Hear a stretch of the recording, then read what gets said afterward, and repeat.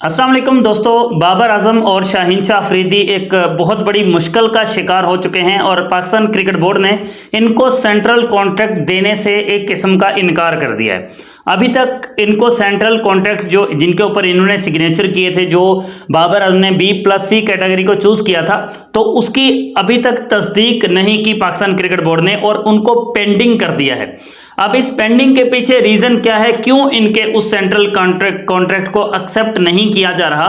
उसके ऊपर भी हम डिटेल के साथ बात करेंगे। और इसके साथ साथ बाबर आजम जैसे प्रीमियर खिलाड़ी को, अपने प्रीमियम प्लेयर को किस तरह से पाकिस्तान क्रिकेट बोर्ड ने खराब किया, किस तरह से पाकिस्तान क्रिकेट बोर्ड के अंदर बैठे हुए उन सांपों ने बाबर आजम को डसने की और बाबर आजम की परफॉर्मेंस को खराब करने की कोशिश की, उन सारी चीजों के ऊपर हम आज के इसी व्लॉग के अंदर डिटेल के साथ बात करेंगे। अगर आप लोग पहली बार मेरे चैनल पर आए हो, पहली बार मेरी वीडियो वॉच कर रहे हो, तो लाइक, सब्सक्राइब, फॉलो, शेयर हर चीज आप दोस्तों ने डन कर देनी है। सबसे पहले ये खबर है स्क्रीन पे जो मैं आपको दिखा रहा हूं, जिसके अंदर आप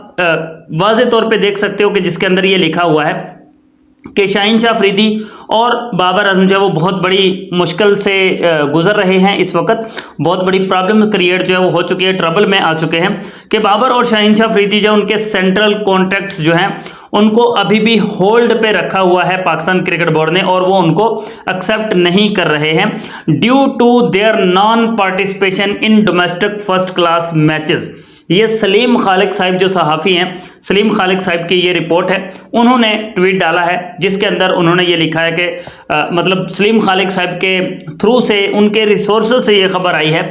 कि शाहीन शाह अफरीदी और बाबर आजम का जो सेंट्रल कॉन्ट्रैक्ट है उसको अभी होल्ड में रख दिया है पाकिस्तान क्रिकेट बोर्ड ने, उसको एक्सेप्ट नहीं करे क्योंकि इन्होंने डोमेस्टिक क्रिकेट नहीं खेली है। अभी इसके ऊपर भी मजीद हम बात करते हैं, लेकिन एक और जराए से भी खबर मौसूल हुई है जिसके अंदर ये लिखा है कि बाबर एंड शाहीन शाह अफरीदी का सेंट्रल कॉन्ट्रैक्ट जो है वो डिलेड कर दिया है,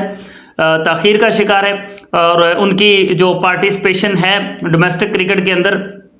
उसकी वजह से उनको सेंट्रल कॉन्ट्रैक्ट जो है अभी तक उनका होल्ड में रखा हुआ है पाकिस्तान क्रिकेट बोर्ड ने, उनको एक्सेप्ट नहीं किया है। मैं कुछ आपको थोड़ी सी अभी रिसेंटली जो कुछ टाइम पहले की बात है वो मैं आपको बताता हूं। बांग्लादेश के साथ जब हमारी सीरीज थी पाकिस्तान की वनडे इंटरनेशनल सीरीज, जिसके अंदर बाबर आजम नहीं थे, उस सीरीज में जब बाबर को ड्रॉप किया गया था तो हम लोगों ने बड़ी आवाजें उठाई थी कि भाई बाबर जैसे सीनियर खिलाड़ी को बांग्लादेश की सीरीज से ड्रॉप करके आप जीत नहीं पाओगे, और हुआ भी वही था, पाकिस्तान जीता भी नहीं था। लेकिन उस वक्त आपको पता है कि एक ही खबर चल रही थी कि बाबर आजम इंजर्ड है, बाबर आजम इंजरी का शिकार है, जिसकी वजह से बाबर आजम इस दौरे के ऊपर नहीं है। और हमें जब रिसोर्सेज से मालूम हुआ तो पता चला कि भाई साहब बाबर आजम तो इंजर्ड है ही नहीं। फिर उसके बाद पता चला कि भाई बाबर आजम जो है वो डोमेस्टिक क्रिकेट खेलेंगे, कायदे आजम ट्रॉफी के मैचेस उन्होंने खेले हैं, इसलिए बाबर आजम को बांग्लादेश वाली सीरीज के अंदर नहीं रखा कि बाबर डोमेस्टिक क्रिकेट खेलेंगे। ये खबरें आना शुरू हो गई और वो डोमेस्टिक क्रिकेट के अंदर भी नहीं खेले बाबर आजम। क्यों जी? उनके पाँव में चोट आ गई थी, उनका ये हो गया था, नी इंजरी हो गई थी बाबर आजम को, जिसकी वजह से बाबर आजम नहीं खेले। मतलब जब ये सारी चीजें चला के, ये सारी चीजें सोशल मीडिया पे फैला के, अब जब ये बात आई है कि सेंट्रल कॉन्ट्रैक्ट देने की बात आई है, तो ये कह देना कि बाबर ने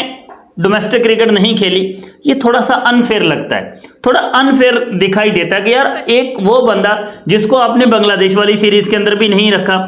आपने कहा कि वो इंजर्ड है, अगर वो इंजर्ड था तो उसने कायदे आजम ट्रॉफी का मैच भी नहीं खेला। आपकी बात सच्ची हो गई भाई, आप सच्चे हो अपनी जगह पे, वो इंजर्ड था, उसने कायदे आजम ट्रॉफी के मैचेस भी नहीं खेले। जब वो इंजर्ड था, वो बांग्लादेश वाली सीरीज नहीं खेल सकता था, तो फिर वो कायदे आजम ट्रॉफी के मैचेस कैसे खेल सकता था? जब उसने इंजरी के बायस कायदे आजम ट्रॉफी के मैचेस नहीं खेले, तो फिर उनको ये कह देना कि आपने डोमेस्टिक क्रिकेट नहीं खेली, इसलिए आपके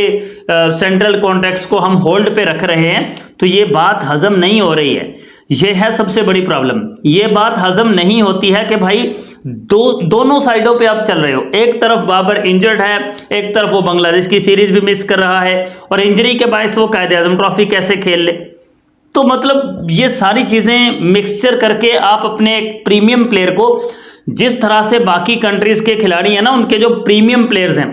उनको उन्होंने एक एक साल के अंदर, बल्कि मैं कहता हूं कि 5-5 टेस्ट मैचेस की सीरीज में उनको रखा, उन्होंने रन्स के अंबार लगाए, उनका कॉन्फिडेंस लेवल बूस्ट किया, उनको 5-5 ओडी मैचेस की सीरीज खिलाई। लेकिन यहाँ पे भाई साहब हालात ही चेंज हैं। यहाँ पे हमें 3 ओडी मैचेस की सीरीज मिलती है, उसमें हम बाबर को रेस्ट दे देते हैं, बाहर बिठा देते हैं जी इंजर्ड है, और फिर बाद में उसी की इंजरी की वजह से उसको ये कहते हैं कि तुमने डोमेस्टिक क्रिकेट नहीं खेली। और भाई आपस की बातें, हमारे डोमेस्टिक मैचेस कितने होते हैं भाई, एक पूरे साल के अंदर कोई 20-25 T20 मैचेस हो जाते हैं,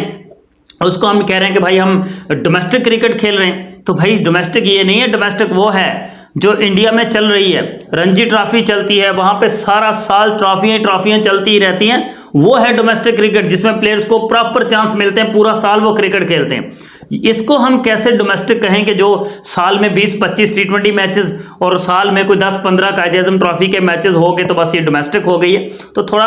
पाकिस्तान क्रिकेट बोर्ड को अपने प्लेयर्स का ख्याल रखना चाहिए कि भाई ये हमारा प्रीमियम प्लेयर है, इसको हमने किस तरह से हैंडल करना है, उसको कितनी वैल्यू देनी है, कितनी रिस्पेक्ट देनी है ना, तो ये पाकिस्तान क्रिकेट बोर्ड को थोड़ा सोचना चाहिए। बाकी खबर यही है कि अभी उनका जो सेंट्रल कॉन्ट्रैक्ट है वो होल्ड पे है।